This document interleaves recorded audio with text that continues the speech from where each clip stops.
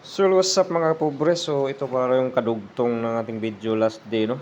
Yung update natin sa ating palengke na susunog mga pobre. So yan. Dito nga bandang gilid mga pobre, oh, wala. Ubos lahat dito mga pobre. Yung pang sa Kmart ata to. So kung isa tong taga San Fernando sa una no nga argid magkumprahan so mao na ni station karon. Si Bibi.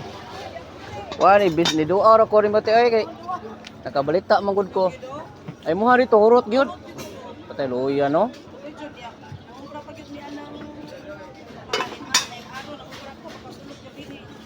O bago ka nagumpra to? Patay di malas gyud no. So kawawa si ate no mga pobre kay bago pa siyang nangumpra. May bago new arrival siya nga mga item pero ubos lahat.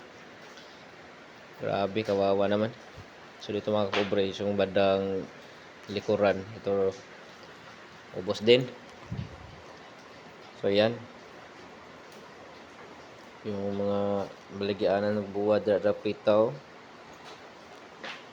Sus kawawa. So dito dapit anong banda entrance mga pobre. So yan. Ubos din. Sunog din. Oh.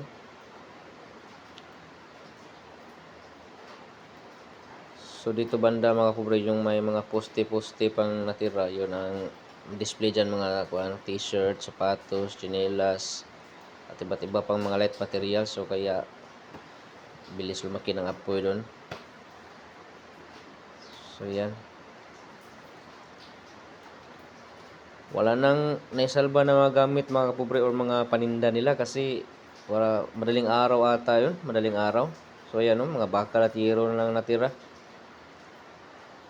Madaling araw, walang katao-tao sa store nila kaya wala silang naisalba na kahit ano man lang gamit o ano man lang paninda nila. Kawawa sobra mga vendors natin. So ayan, meron pang mga kapobre, tricycle na sunog. Sino kayang may-ari nito? Kawawa naman ang may-ari. Ginagamit niya paano pang kabuhayan siguro. So ayan, may pa, close band pa nga nasunog din. Oh.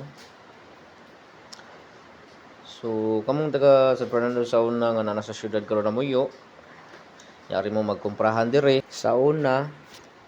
So mao na din taon ni status atong merkado dire. Tong lamasan o sa panadya isda ay no guaran atong prutasan no ahurot jud. So yan, wala nang natira. So yan lang muna mga kapobre. Yan atong update sa atong palengke dire nga nasunog in town. So bye bye.